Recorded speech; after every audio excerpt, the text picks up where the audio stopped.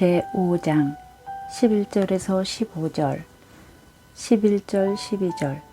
인간은 하나님을 알지 못할 뿐만 아니라 예배를 드리지도 않으며 미신과 혼란에 빠져버린다. 11절. 창조에 나타난 하나님의 증거는 우리에게 큰 유익을 주지 못한다. 하나님의 창조와 섭리 사역이라는 거울에서 자기 자신과 자신의 영원한 나라를 아주 명백하게 보여주심에도 불구하고 우리의 어리석음 때문에 그 명백한 증거들을 보면서도 우리의 생각과 마음이 너무도 어두워 아무런 유익을 얻지 못한다. 우주의 가장 아름다운 구조와 질서에 대하여 말한다면 눈을 들어 하늘을 바라보거나 온 땅을 두루 바라볼 때 마음을 기울여 창조주를 기억하는 자가 우리 중 과연 몇 명이나 있는가? 오히려 창조주를 무시하고 나태하게 앉아서 그분의 사역을 바라다 보고만 있지 않은가? 자연의 통상적인 과정 밖에서 매일같이 발생하는 사건들에 대하여 말하자면 인간이 하나님의 섭리로 지배를 받는다는 생각보다는 오히려 맹목적이며 무분별한 운명에 의하여 회전된다고 말하지 않는 사람이 과연 우리 중에 얼마나 되겠는가? 우리는 때때로 이러한 하나님의 섭리의 안내와 지도에 따라 하나님을 생각하지 않을 수 없게 된다. 물론 이것은 모든 사람이 필연적으로 경험하는 것이다. 그러나 우리는 어떤 신성에 대한 개념을 경솔히 파악하고 즉시 자신의 육적인 망상과 광란에 빠져들어가서 마침내는 공허한 것으로 하나님의 순수한 진리를 부패하게 만든다. 기괴하고 어리석은 것들을 위해 유일하시고 참된 하나님을 버리는 데는 우리 모두가 한결같다. 평범한 사람이나 우둔한 자뿐만 아니라 가장 탁월하고 다른 일에 있어서는 예리한 식별력을 가진 자라도 모두 이와 같은 질병에 걸려 있는 것이다. 이 점에 대하여 모든 철학자 그들의 우둔함과 어리석음을 얼마나 여실하게 드러내었던가. 가장 미련한 자처럼 행한다는 철학자들은 그만두고라도 모든 사람들 가운데서 가장 종교적이며 가장 신중했던 플라톤 역시 자신이 생각해낸 둥근 구체 속에서 길을 잃고 헤맸던 것이다. 사람들에게 길을 비추어 주는 것을 그들의 임무로 생각하는 지도적인 인물들도 이렇게 방황하고 비틀거리고 있는데 하물며 다른 사람들이야 그런 오리에 빠지지 않을 수 있겠는가? 마찬가지로 인간 역사의 통치 자체가 너무도 명백하게 하나님의 섭리를 증거해 주고 있기 때문에 우리는 그것을 부정할 수 없다. 그러나 우리는 이것을 보고도 아무런 유익을 얻지 못하고 오히려 세상 만사가 생각 없는 운명이라는 힘에 의해서 뒤죽박죽 혼란에 빠지게 되었다고 믿고 있는 것이다. 이렇게 우리는 공허와 오류에 크게 기울어져 있다. 내가 말하는 것은 가장 탁월한 사람에 대해서 말하는 것이며 하나님의 진리를 모독하는 미친 사람들이나 천박한 자들에 대해서 말하는 것이 아니다. 12절. 하나님의 현현은 우리의 미신과 철학자들의 오류에 의해서 질식되었다.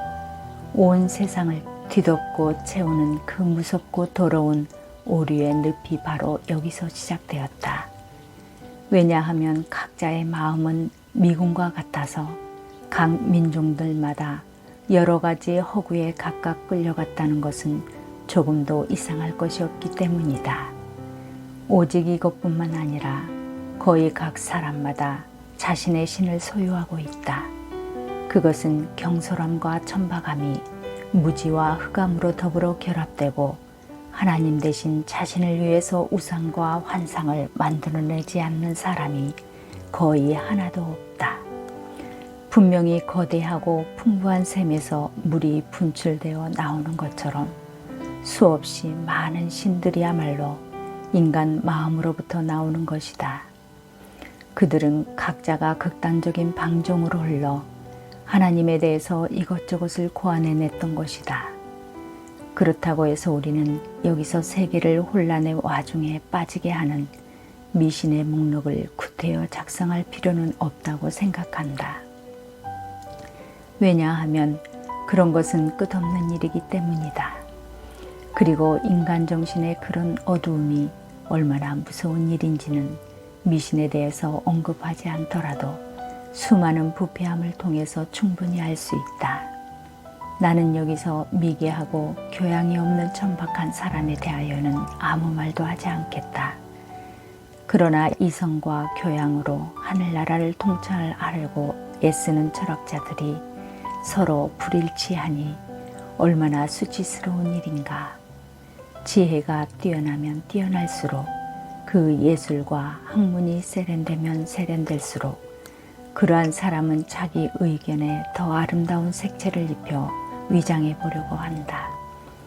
그러나 엄밀히 살펴보면 그것들은 모두가 다 허무한 그림자라는 사실을 알게 될 것이다. 스토아 학파는 자연의 모든 부분에서 하나님의 다양한 칭호를 이끌어낼 수 있지만 그렇다고 해서 이것이 곧 하나님의 유일성을 파괴하는 것은 아니라고 말함으로써 그런 자신들의 사상이 명백한 진리라고 생각했다. 이것은 마치 우리가 각종 여러 신에게 속아 점점 더 깊은 오류에 끌려 들어가는 일만 없으면 공허한 것에 기울어지지 않을 것이라고 말하는 것과 같은 수법이다.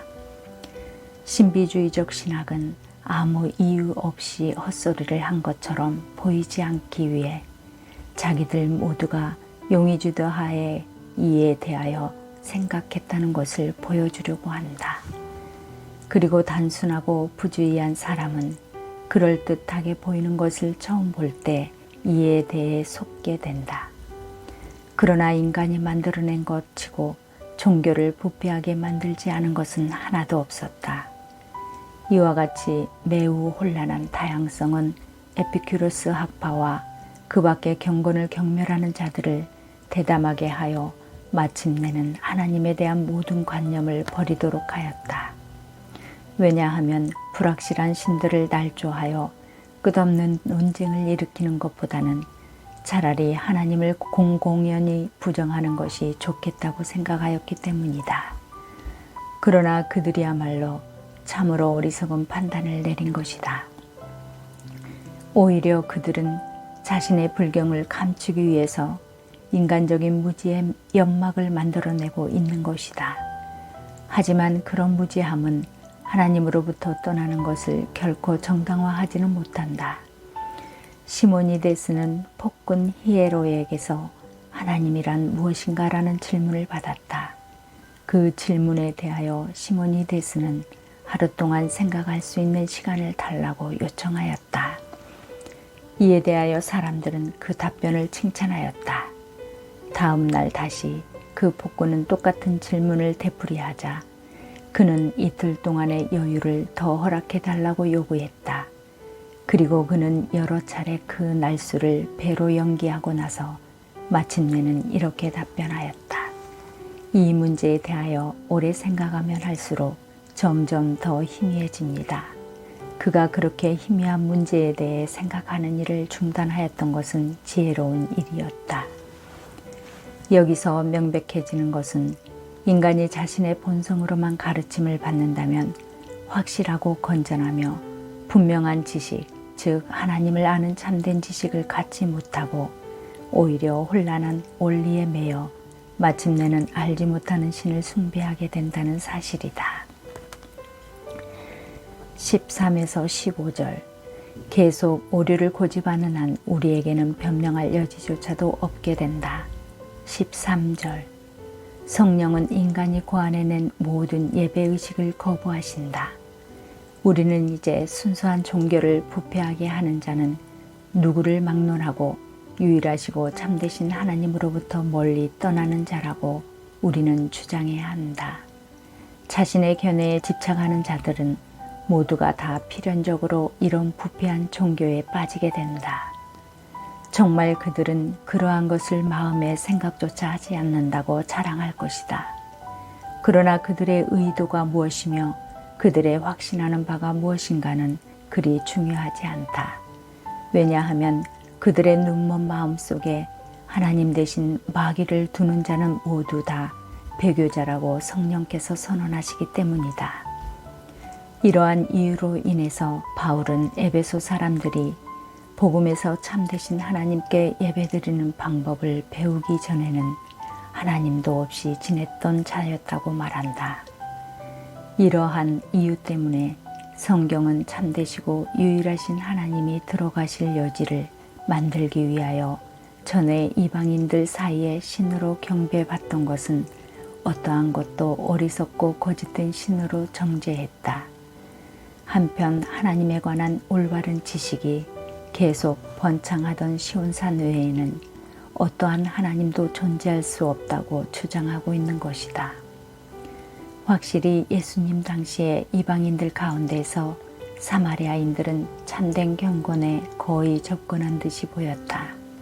그러나 우리는 예수님께서 그들은 알지 못하는 것을 예배한다고 하신 말씀을 하신다. 이 사실에서 우리는 그들이 무익하며 잘못된 망상에 빠져 있었다는 것을 알 수 있다. 요컨대 모든 사람이 비록 큰 죄악에 빠져 있지 않고 혹은 공공연하게 우상 숭배를 하지 않았다 하더라도 그들은 공통적인 이해에 근거한 순수하고 공인된 신앙은 가지지 못하였던 것이다. 왜냐하면 소수의 사람들이 일반 대중의 광란에 감염되지 않았다 하더라도 이 지혜는 이 세대의 관원이 하나도 알지 못하였나니라고 주장한 바울의 말은 그대로 살아있기 때문이다. 그러나 가장 탁월한 자가 오리라는 어둠 속에서 헤맨다고 하면 평민들과 같은 존재들에 대하여는 무엇이라고 말할 수 있겠는가? 그러므로 사람이 만들어낸 모든 예배 형식을 성령께서 속된 것으로 거절하신다고 해도 조금도 놀라운 일은 아니다. 하늘나라의 신비에 대하여 인간의 방법으로 얻어진 의견은 비록 그것이 항상 막대한 오류를 만들어내지는 않는다 하더라도 어디까지나 그것은 오류의 산실이 된다. 그리고 또한 알지 못하는 신에게 예배드리는 것이 비록 나쁜 결과를 수반하지 않는다 하더라도 그것은 결코 가벼운 죄가 아니니이다. 이에 대하여 우리 주님께서 말씀하시기를 마땅히 예배드려야 할 하나님에 대해 율법의 가르침을 받지 못한 자도 모두 죄를 범한 것이라고 하였다. 가장 훌륭한 입법자들은 종교가 일반의 여론을 근거하고 있다고 말한다.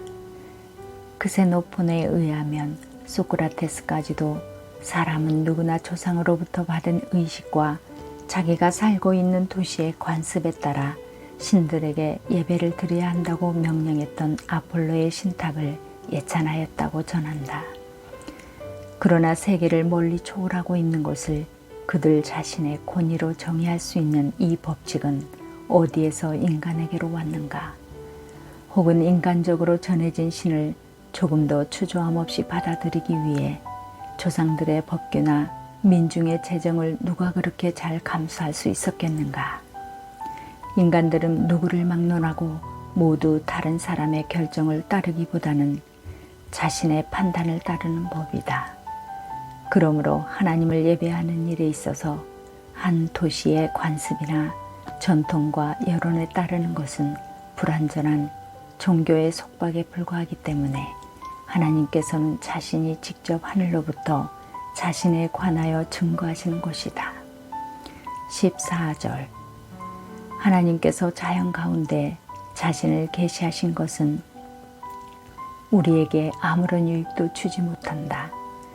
그러므로 우주의 구조에서 창조주의 영광을 설명하기 위해 그렇게도 많은 등불이 우리를 위해 비춰주고 있지만 그것은 아무런 소용이 없을 뿐이다. 비록 그 빛이 우리의 온 둘레를 비춰준다 하더라도 결코 우리를 바른 길로 인도하지는 못한다.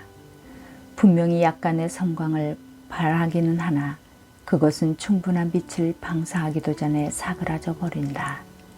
이러한 이유로 인해서 사도는 세계를 보지 못하는 것들의 증거라고 말한다.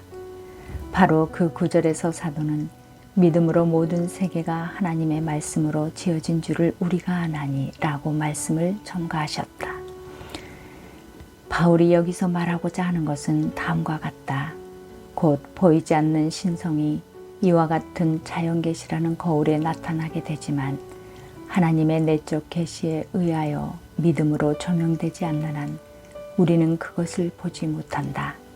그리고 하나님을 알만한 것이 세계 창조에서 명백히 보인다고 말한 곳에서도 바울은 그러한 하나님의 현현을 인간의 통찰력으로 이해할 수 없다. 오히려 인간으로서는 자연계시는 단지 변명할 수 없을 뿐이며 그 이상 구원에는 아무것도 유익을 주지 못한다. 또한 바울은 이렇게 말한다. 하나님은 우리 안에 거하시기 때문에 그를 멀리서 찾아서는 안 된다고 말이다. 다른 곳에서는 이러한 접근의 결과가 무슨 유익이 있는가를 가르쳤다. 곧 하나님이 지나간 세대에는 모든 족속으로 자기의 길들을 다니게 묵인하셨으나 그러나 자기를 증거하지 아니한 것이 아니니 곧 너희에게 하늘로서 비를 내리시며 결실기를 주시는 선한 일을 하사 음식과 기쁨으로 너희 마음에 만족해 하셨느니라고 말하였다.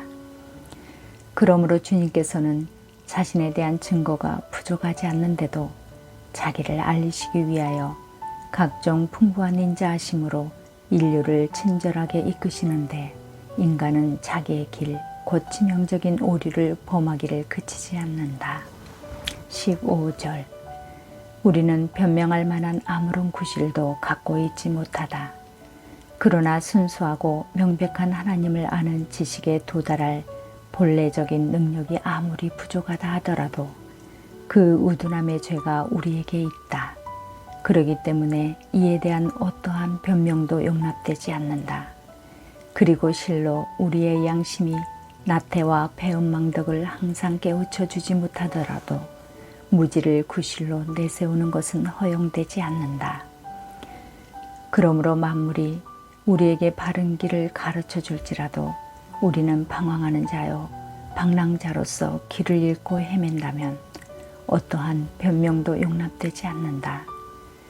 그러나 인간이 자연의 놀라운 구조 속에서 그들의 마음에 심겨진 하나님에 관한 지식의 씨앗을 즉시 부패케 하여 훌륭하고 완전한 열매를 맺지 못하도록 하고 있다는 사실을 마땅히 그들 자신의 태만에 돌려야 한다. 그러나 한편 피조물이 하나님의 영광에 대하여 찬란하게 보여주는 그 단순한 증거만으로는 우리가 충분한 교훈을 얻지 못한다는 것도 거짓없는 사실이다. 왜냐하면 우주에 대한 명상을 통하여 어떤 가벼운 신성을 맛보게 되자 우리는 즉시 참되신 하나님을 무시하고 하나님 대신 머리로 만들어낸 꿈과 환상을 내세우며 마땅히 참되신 근원에 돌려야 할 하나님의 의, 지혜, 선, 권능에 대한 찬양을 그 밖에 어떤 것들에게 돌리고 있기 때문이다. 더욱이 우리는 하나님께서 매일 하시는 섭리의 역사를 그릇되게 판단함으로써 그 섭리의 역사를 희미하게 하거나 뒤집어 엎거나 하여 그 섭리 사역 자체로부터 하나님의 영광을 빼앗으며 창조주에게서 그가 마땅히 받아야 할 찬양을 박탈하고 있는 것이다. 오늘의 기도. 우리의 내면에 종교의 씨앗을 심어주셨지만 온갖 미신과 배도 그리고 망상과 외식으로 참된 신앙의 길을 부패케 하였습니다. 온갖 제약이 세상에 만연되어 있으며 하나님의 특별한 계시의 말씀을 멸시하는 언행이 인류 역사에서 지금도 멈추지 않습니다. 그런 가운데서 저희를 부르셔서 말씀과 성령으로 가르치시고 인도하셨습니다. 하나님의 참되신 말씀과 그 말씀을 도구로 사용하여 우리의 심령을 거듭나게 하시는 분은 성령 하나님이셨습니다. 우리가 아무리 자연 계시에 눈길을 돌려봐도 하나님의 말씀 계시가 아니고는 하나님을 볼 수 없다는 사실을 여기서 배웠습니다. 우리 인생의 안내자여 교사인 성경으로 돌아가야 마땅합니다.